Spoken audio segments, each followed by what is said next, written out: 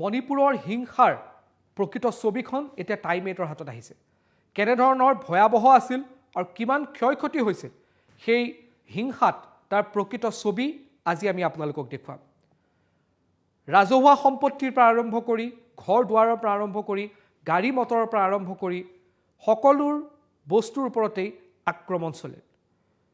এনে এক ৰূপ গ্ৰাউণ্ড জিৰ' ৰিপৰ্টৰ পৰা আমি আপোনালোকলৈ লৈ আহিছোঁ, য'ত সম্ভৱতঃ আপুনিয়ে মই এই অঞ্চলত বহি বা আমি ইয়াত থাকি সেই দৃশ্যৰ কথা কল্পনা কৰাটো টান।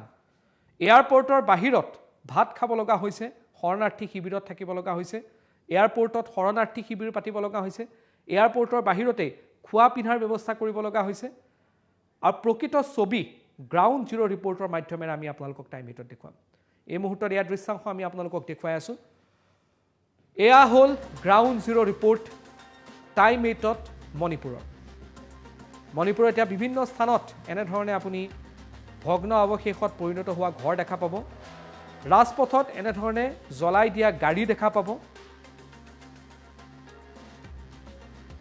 যিসমূহ এখন এখনকৈ উঠাই লৈ যোৱা হৈছে। এনেধৰণে এয়াৰপৰ্টত সেনাৰ জোৱানে শৰণাৰ্থী শিবিৰত থকা লোকসকলক খাদ্যৰ যোগান ধৰিছে।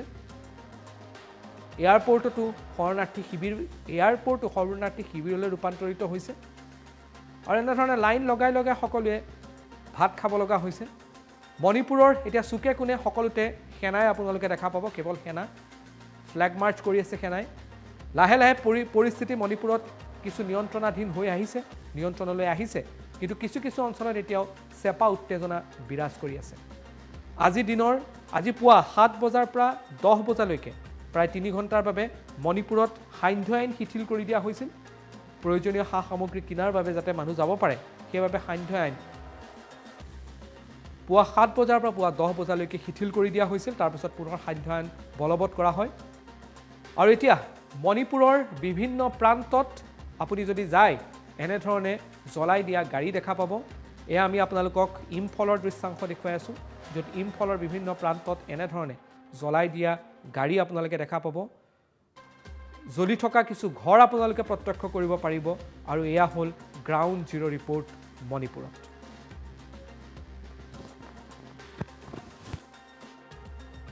इस वक्त हम इम्फाल वेस्ट के उस इलाके में मौजूद हैं जहां बीते दिनों ज़बरदस्त हिंसा हुई और दर्जनों गाड़ियों को आग के हवाले कर दिया गया। तस्वीरें आपके सामने हैं कि जिन गाड़ियों को आग के हवाले किया गया, अब उन्हें प्रशासन द्वारा सड़क से हटाया जा रहा है। ये वो इलाका है जहां बीते कुछ दिनों में ज़बरदस्त हिंसा हुई है।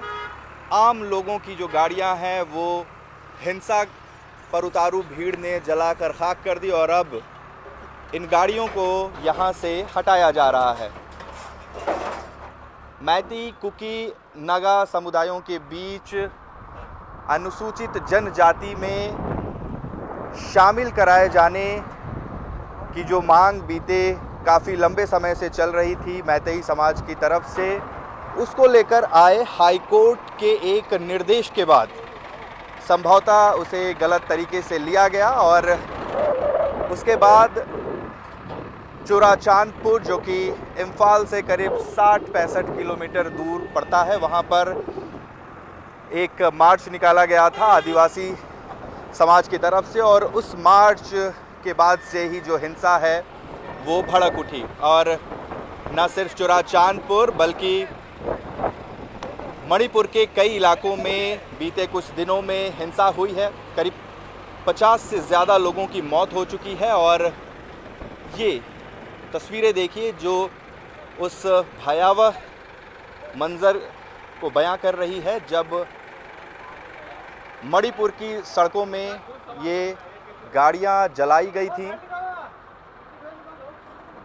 ये पहाड़ी इलाका जो दिखने में तो बड़ा सुंदर है, लेकिन यहाँ जो मैतेई समुदाय है, नागा समुदाय है और कुकी समुदाय, उनके बीच में एक काफ़ी पुराना विवाद चला आ रहा था, जो अब काफ़ी विध्वंसक हो गया और कुछ इस तरीके से अब सेना की तैनाती चप्पे चप्पे पर की हुई है।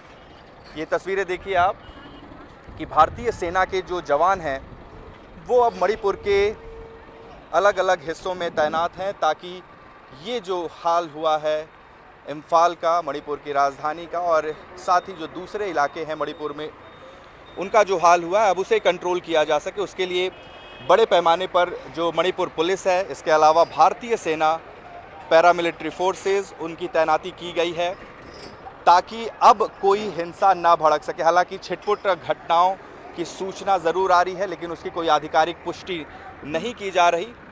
लेकिन 50 से ज़्यादा मौतें हो चुकी हैं, सैकड़ों लोग घायल हैं। अनधिकृत आंकड़ा और कहीं ज़्यादा हो सकता है, लेकिन फिलहाल हज़ारों लोगों को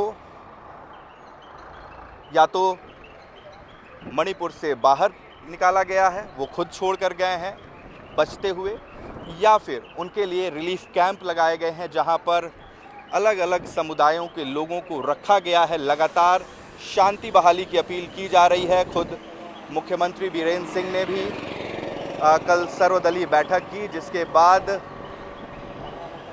अपने राज्य में हालात पर काबू पाने को लेकर आगे क्या रणनीति रहती है उस पर चर्चा की गई। हालांकि उन्होंने ये संकेत ज़रूर दिए कि चुराचांदपुर में जहां कर्फ्यू लगाया गया है वहां कर्फ्यू में अब ढील दी जाएगी। लेकिन सवाल यही है कि बीजेपी की सरकार में इतना बड़ा कांड हो गया और प्रधानमंत्री नरेंद्र मोदी और अमित शाह समेत पूरी बीजेपी कर्नाटक में चुनाव में रैलियां करने में व्यस्त है। सवाल उठना लाजमी है कि आखिर मणिपुर का दोषी कौन है। उत्कर्ष कुमार सिंह, टाइम 8, इम्फाल, मणिपुर।